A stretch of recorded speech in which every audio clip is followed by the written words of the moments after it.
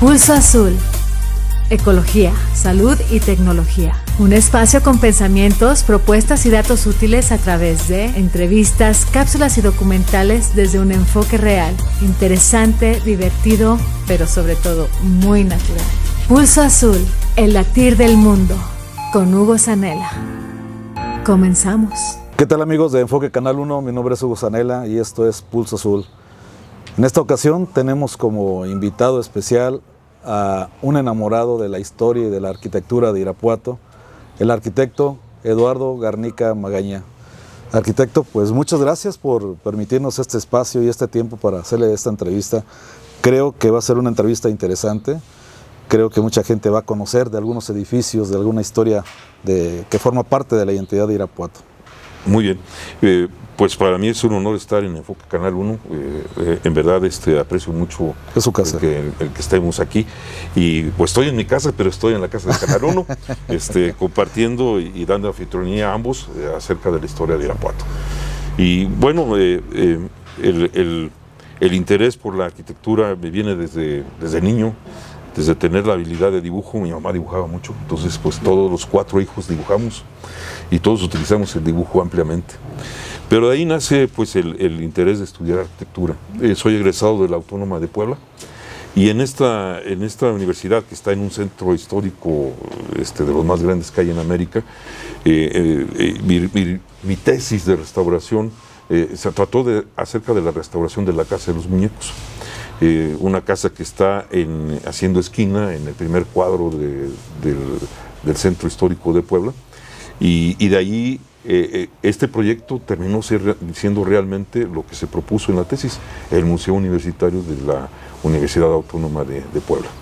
Y bueno, allí después con el tiempo, y habiendo estado en el Colegio de Arquitectos, primero en una comisión de patrimonio en la que estuve velando pues, por la preservación del patrimonio, y después más tarde como presidente del Colegio de Arquitectos, en el que pues una de las cosas es seguir velando, ¿verdad? Y una vez que, aunque ya no esté uno precisamente en ese cargo, pero el enamoramiento hacia Irapuato y hacia su herencia, pues ahí sigue estando vigente, ¿verdad? Eso no se apaga ni con las asignaciones, ni con los nombramientos. Esto pervive. Y partimos de una premisa de conocer, el difundir para que Irapuato conozca lo que tiene, y a través de conocer, amar eso y poderlo proteger y poderlo preservar. Ya a nosotros nos tocó vivir un poquito de ese patrimonio, pero nuestro deber es pues pasarlo a la siguiente generación. Hace un momento y fuera de cámaras, usted comentaba que precisamente este tipo de edificios le dan identidad a algún lugar, en este caso a Irapuato. Irapuato tiene edificios muy interesantes con una historia muy rica que la gente común y corriente, los ciudadanos, no estamos enterados de la importancia de algunos edificios que incluso estuvieron hospedados personajes importantes. Normalmente, o por lo general, los edificios importantes se concentran en el primer cuadro de la ciudad. Sin embargo, hay edificios que están aún distantes del primer cuadro de la ciudad. ¿Qué me puede decir de alguno de estos edificios, arquitecto? Bien, efectivamente, lo más antiguo de Irapuato está en torno a la Plaza Madero, que hoy conocemos como Madero, antiguamente Plaza de las Celebraciones, donde se concentraba el poder. Allí, en esa placita, pues de un lado tiene lo que hoy es la catedral, es el poder religioso, donde está el Hotel San Francisco actualmente. Ese era el cuartel del Regimiento de los Dragones de la Reina, el poder militar, y alrededor el poder civil, que viene siendo el comercio, pero además el poder civil políticamente ejercido en la que era la presidencia municipal, en la ubicación de lo que hoy es la Escuela Aguiluchos de Chapultepec. Esa era nuestra alcaldía. Entonces, en torno a esto, pues se desarrolla toda esta arquitectura. Alguna vez Octavio Paz dijo: la arquitectura es el testigo insobornable de la historia. Y esto tiene que ver con que si uno ve lo suficiente un edificio, el edificio nos empieza a hablar. Estilo arquitectónico, cómo está construido, y inmediatamente uno se remonta a esa época y a los personajes que allí vivieron. Entonces, desde luego que no es lo mismo un edificio del siglo XVI que uno del siglo XVIII, cada uno nos habla de una forma diferente, y los personajes que también estuvieron allí, pues son contemporáneos de uno o del otro. Así, por ejemplo, pudiéramos hablar no está en el primer cuadro, pero está en el perímetro A de conservación del municipio. Tenemos 2 perímetros, A y B, y luego tenemos algunas aisladas, como son las haciendas, que no están dentro de esos perímetros. Cada una tiene su cuidado y cada una tiene sus normas. En el perímetro A, vamos a hablar, por ejemplo, ahorita de la Casa de las Diligencias. Vamos a ver una fotografía del antes y después de esta casa, y vamos a ver una fotografía de las más antiguas que tenemos de Irapuato, porque es una fotografía del siglo XIX. La fotografía más antigua que tenemos de Irapuato es del año 1855 y es del Hospitalito. En este caso estamos viendo una fotografía cercana al 1870, 1860, que es cuando tenemos una casa de un solo piso, que fue donde se quedó Maximiliano y Carlota. Esta calle, que vamos a hablar de esta ubicación, Guerrero esquina con Ocampo. Antes Calle Real y Calle de los Leones. Vemos ahí una casa de 2 pisos. Bueno, cuando Maximiliano y Carlota se quedaron allí, era de un solo piso. La fisonomía que conocemos allí actualmente es producto de la obra del arquitecto Joseph Ernest Brunel, que en 1903 le da esta fisonomía que conocemos hasta el día de hoy. Allí pasaron presidentes de la República, pasaron los revolucionarios que lo tomaban como residencia, y todo personaje que uno se pueda imaginar relevante que pasó por Irapuato se quedó en esa casa. Así que esa es una primera casa. Enseguida podríamos estar hablando de la casona que está en la esquina de Altamirano y Revolución. Antes Díaz Mirón y calle de Vieira, o de calle de la Chancla de Vieira. Donde hace poco aún estaba Sambors. Donde estaba Sambors. Allí vivió Agustín de Iturbide. Agustín de Iturbide, y allí nace una hija de él, que es Josefa, que de todos sus hijos fue la más longeva. Y además ella fue tutora de los 2 herederos al trono que tuvo Maximiliano. Maximiliano no pudo tener hijos, entonces nombra herederos a los hijos de Iturbide. Y ella nace en esta casa. Muchas veces hemos escuchado que en Irapuato no pasaba nada, que Irapuato no tiene historia. Y comentábamos también un poquito hace rato fuera de cámara, que realmente es que más bien no conocemos lo que pasó en Irapuato. Pero ahorita hablamos de 2 casas, nada más de 2 casas, y en cada una de ellas vivió un emperador de México, en un momento dado, en Irapuato. Y Agustín de Iturbide, como comandante de ese regimiento que salvaguardaba Irapuato de los ataques de Albino García, y el otro, pues que por cuestión de salud tuvo que quedarse aquí unos días. En esa casa, estando Carlota allí, ella emitió 6 decretos para 6 obras en Irapuato, en una estadía de menos de un mes. Entonces, todo eso salió de esa casa. Entonces, bueno, allí vemos esas 2 casas. Comentamos enseguida, después también hicimos un reportaje de la Casa Covarrubias, a un ladito del Centro Gobierno, un apellido ligado mucho a la historia de Irapuato, tal como el apellido del Moral o algunos otros, y están ligados a ciertas casas. El Castillo del Tívoli, también denominado así, tiene una arquitectura muy diferente. Para empezar, casi todas las casas en Irapuato se hacían de cal y canto, o sea, cal mamposteada con mortero, y aquí vemos una exquisitez de la formación con ladrillo, hiladas perfectas, plomo perfecto, pero con aplicaciones de cantera. Tiene una lo que no parece, es una pequeña torre, y ahí en esa parte está ubicada la escalera.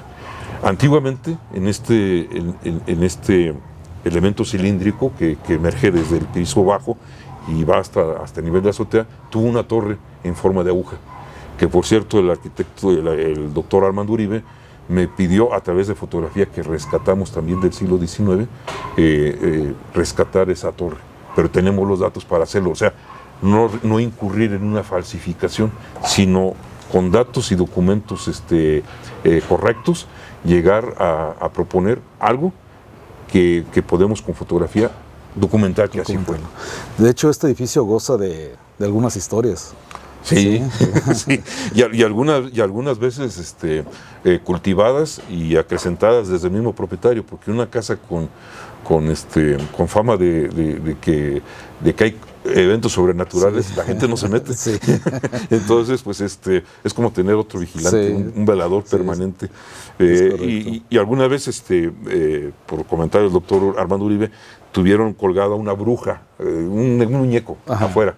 Y no lo quitaron porque pues eso le daba parte de la magia, ¿no? Exactamente. Entonces, sí. Y bueno, esa casa mi mamá llegó a entrar cuando todavía estaba en ruinas y pues entró y le hizo toda una narración al doctor Armando y dice, pero no pudiste haber entrado. ¿Por qué? Pues porque la casa no hay nadie. No, a mí un viejito me invitó a entrar y me enseñó toda la casa. No hay nadie en esa casa. Bueno, así historias son como parte de las historias. Imagínense, ¿no? Sí. Y eso es algo que pasó aquí en familia. O sea, Sí. lo sabemos. De viva voz. Sí. Exactamente. Entonces, pues todas estas andanzas de andar de casa en casa y entramos a todas aquellas casas donde todo Irapuato, por alguna referencia, en algún momento dado, digo, me gustaría entrar a esa casa. Pues nosotros lo hacemos por ellos. Y ahí vamos levantando algunos reportajes que están publicados bajo mi nombre, Eduardo Garnica, algunos otros en una alianza con Lugar Informativo y ahora también con ustedes, con Enfoque Canal 1. Con Enfoque Canal 1, pues que vamos potenciando y vamos difundiendo ese patrimonio.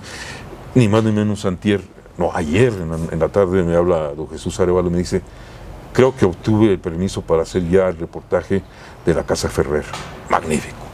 Y así poco a poco vamos entrando en cada una de esas casas. Pero no nos quedamos con la experiencia, sino que la impartimos, la compartimos para que más gente sepa lo que ocurrió en determinada casa. En esa casa estuvo el reloj de sol que ahora está en el centro de la Plaza Juan Álvarez. Era un reloj particular. Es dado para servicio de la plaza, ahí se queda un tiempo, luego está en el Hospitalito, se trasladó regresa a la Plaza Juan Álvarez, luego otra vez al Hospitalito y luego ya finalmente se regresa, ¿no? Yo creo que si alguno de nuestros relojes le hubiéramos traído para arriba y para abajo, ya se nos atrasaba, ¿no?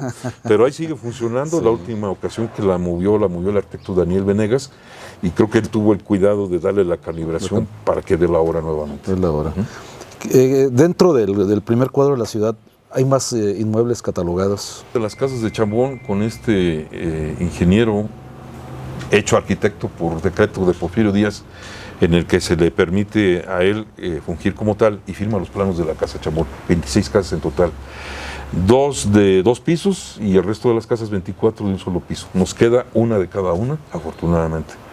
Y afortunadamente que hay el deseo de conservar de ambos propietarios de tenerlas. Entonces, afortunadamente creo que las vamos a tener por mucho tiempo.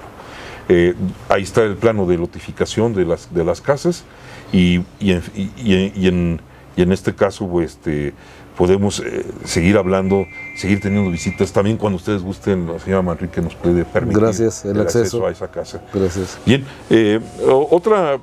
ahora si les gusta podemos hablar de la Casa Toledo.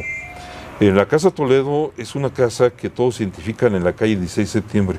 Es muy notoria porque tiene poquito de frente y es muy alta, pero profusamente decorada.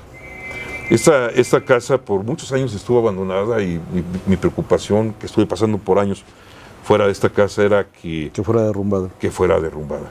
Y algunos arquitectos quisieron hacer una puja para quedarse con esa casa, porque les encantaría tener su despacho en una casa tan bonita.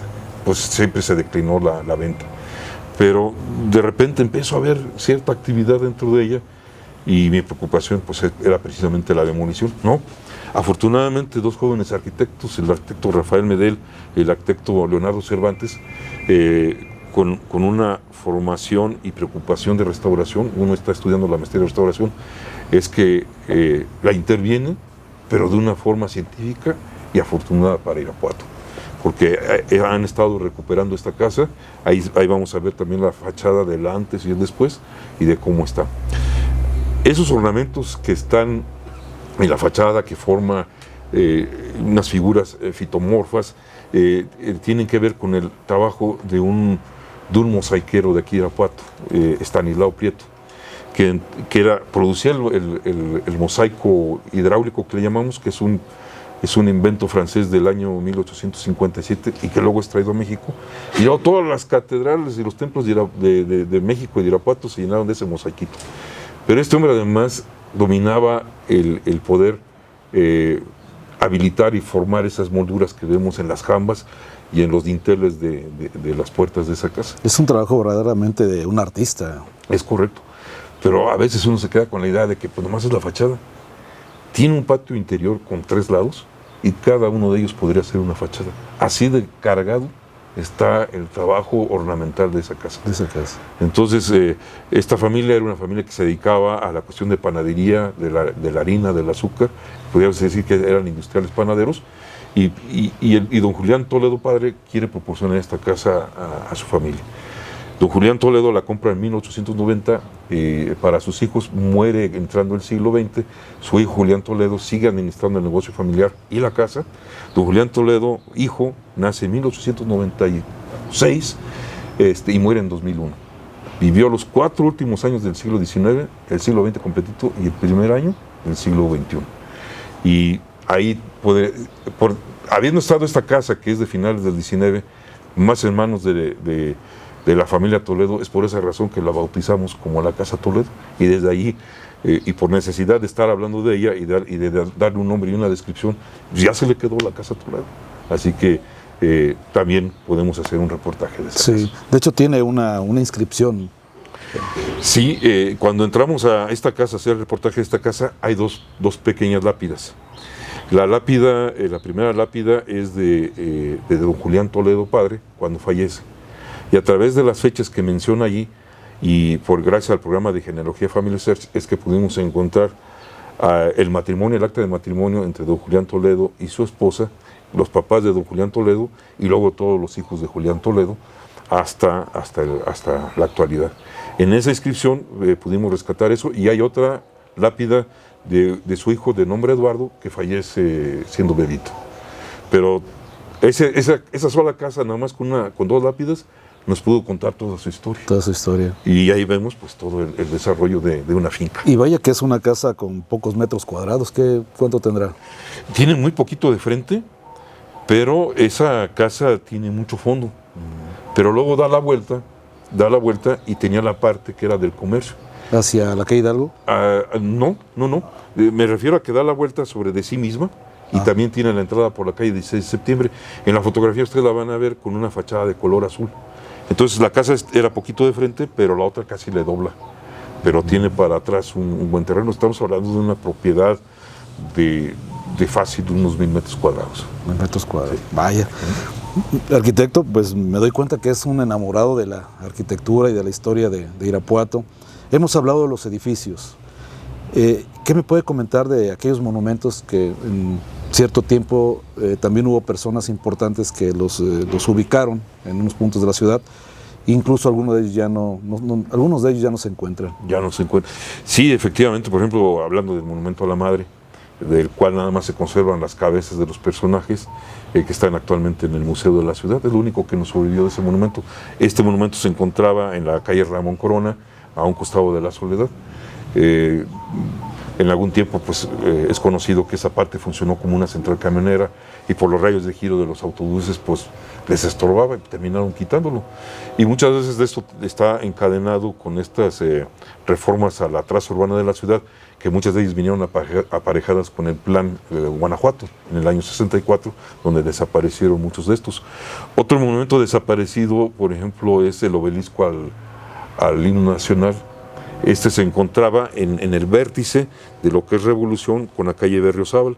Este monumento era del año 1954, un obelisco muy bonito que venía hablaba de sus autores, tanto musical como de letra, y realmente no estorbaba para el plan Guanajuato, pero igual se lo llevaron, igual desapareció.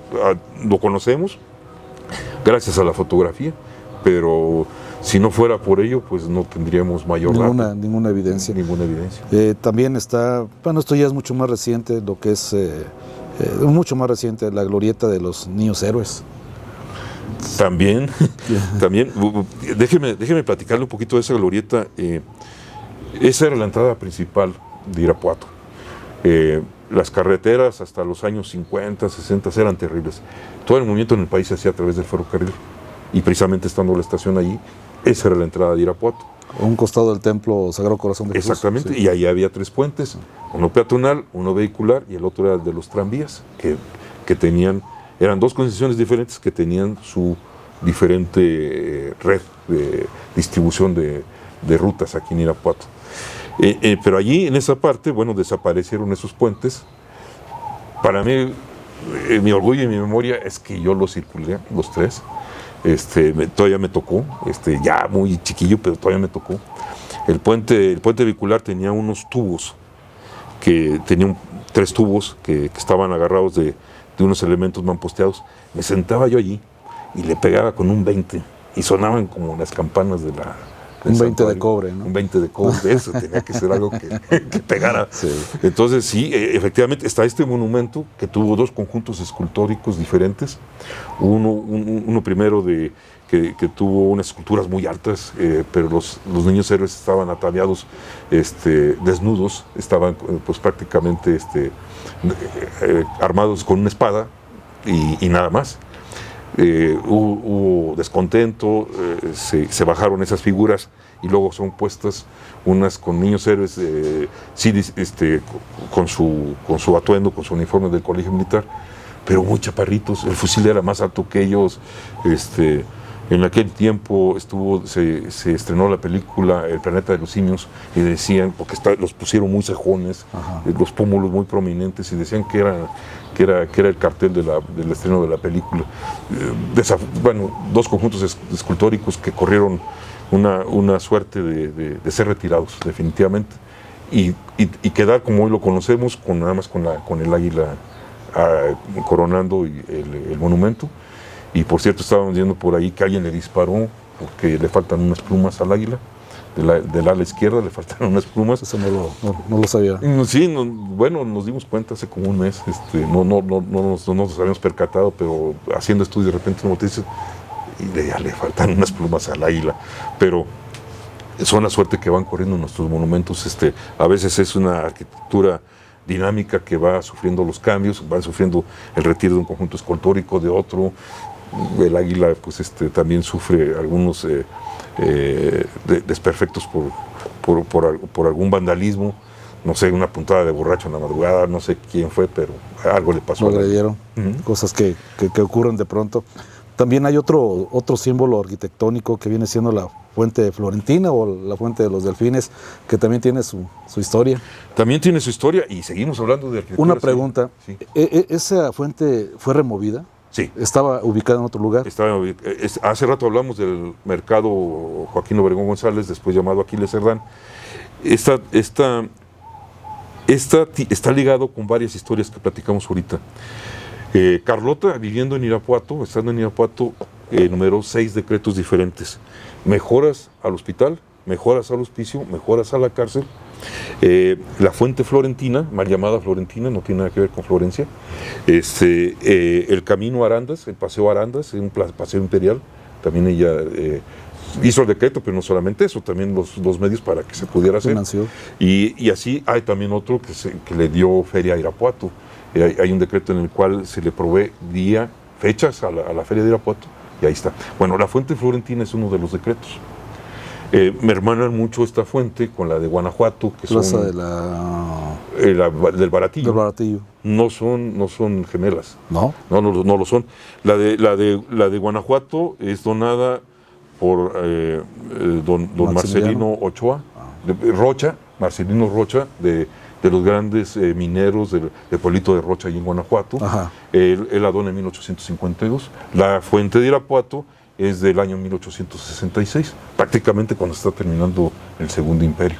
Pero era un decreto que ella había dejado formado, y esa fuente es colocada allí en la Plaza de las Tandas, sin mercado todavía. El mercado se construye en 1905 por Ernest Brunel y construye alrededor de la fuente sin moverla. Para los efectos de 1947, cuando pretendidamente se estaba festejando el 400 aniversario de la fundación de Irapuato, es sacada esa fuente y es puesta en la Plaza Madero, antiguamente Plaza de las Celebraciones, y desde ahí permanece en ese lugar. La parte de abajo, vamos a decir, la tina de la fuente, era de una forma acá en el mercado, y la base de cantera es nada más de 1947 para acá, pero toda la forma donde están los tritones, estas figuras acuáticas míticas, y el platón, todo el gran platón metálico, es la donación de Carlota a Irapuato. Y es por eso que le llaman también fuente de los delfines. Ahí sí, exactamente, porque la gente tenía otra imagen del delfín, casi era como un monstruo, ¿verdad? Y pues si algo tiene el delfín es ser muy atractivo, es un animal muy, muy hermoso, ¿no? Pero ahí casi los vemos como un monstruo marino, pero precisamente es un Y se habla de una tercera fuente gemela. No existió. No, porque además, bueno, ya serían triates, ¿no? Sí, cierto. Además, porque ya vimos, entre 1852 y 1866, hay 14 años de diferencia. Un donador particular, y discúlpenme, pero el donador de Irapuato es un donador imperial, es un donador real. Y la otra de que siempre está en la casa el jardín de un político, no es cierto, la tercera fuente nunca existió. Sí, es lo que comentaba la gente. ¿De qué otro edificio pudiéramos hablar de Irapuato?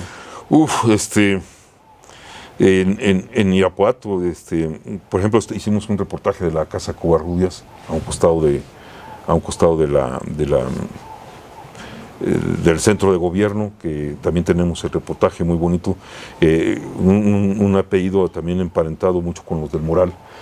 Por ejemplo, algo que empezó siendo religioso y terminó siendo civil, la actual presidencia municipal. La actual presidencia municipal se gestiona desde Ramón Barreto de Tábora, el máximo benefactor que ha tenido Irapuato. El máximo benefactor, porque hizo el colegio de la enseñanza para las niñas, hizo el convento que tenía adosado un seminario con su claustro, el convento y el templo. ¿El Templo de la Soledad? No. Bueno, el Templo de la Soledad pasó a formar un conjunto religioso, porque tenía adosado el Templo de la Soledad, que es más antiguo, y se le adosa el Colegio de la Enseñanza. No en pocas partes, incluso Puebla, muchas veces teniendo la religiosidad una parte muy importante, las pupilas no tenían que salir a la calle para entrar a la iglesia, lo hacían desde el mismo interior, porque estaba comunicado. Incluso se hablan de túneles que comunicaban. Los túneles es un invento, Sí, en Irapuato no tenemos túneles, pero sí tenemos construcciones subterráneas bien importantes, y a veces por estar hablando de túneles dejamos de hablar de lo que sí existe, las construcciones subterráneas de Irapuato. Pero regresando al Colegio de la Enseñanza, el Colegio de la Enseñanza, obra y herencia de Ramón Barreto de Tábora, que deja todo para... Él ya no lo ve en vida. Él deja una albacea que se encarga de ejecutar la voluntad de Ramón Barreto de Tábora, teniendo un plantel para enseñanza de los niños y las niñas.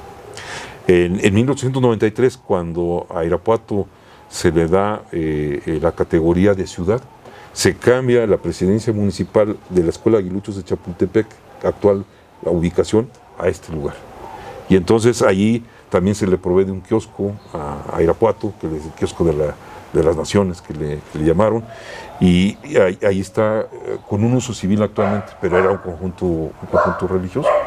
Pero allí en ese lugar, en tiempos de que estuvo aquí Carlota, llegó el mariscal Bazán y quiso tomar de cuartel el Colegio de la Enseñanza.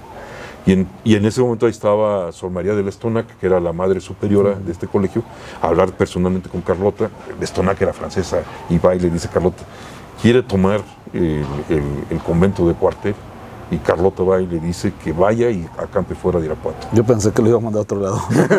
Pues dan ganas, ¿no? Imagínense lo que hubiera ocurrido siendo cuartel ahí, ¿no? Sí. Es un lugar casi sagrado a ser profanado, a ser un cuartel, efectivamente. Entonces, como pueden ver, hemos hablado a través de la arquitectura de dos imperios, de una gran cantidad de personajes, y solamente hemos hablado de 5 o 6 edificios. Podríamos estar hablando de cada uno por horas, porque hay mucha historia en cada uno de ellos. Sí, indudablemente Irapuato tiene edificios que hablan por sí solos. Mucha gente, como usted mencionaba, ignora la historia que hay detrás de ello. Hablábamos del edificio Toledo, que tiene una historia muy, muy interesante. Yo creo que hay mucho por platicar, arquitecto. Sí. Y seguramente hay gente también interesada, tal vez en hacer algún comentario, tal vez acercar alguna evidencia, para ir aumentando este acervo cultural y esta actividad tan loable que usted tiene. Quisiera dar algún correo, algún teléfono, Sí, mire, si hay alguna gente de nuestros seguidores que quisiera hacer algún comentario. Sí, con todo gusto. Yo publico en Facebook bajo mi nombre, Eduardo Garnica, sin el apellido, sin el segundo apellido, Eduardo Garnica. Ahí me pueden encontrar, ahí puedo mandarme sus comentarios.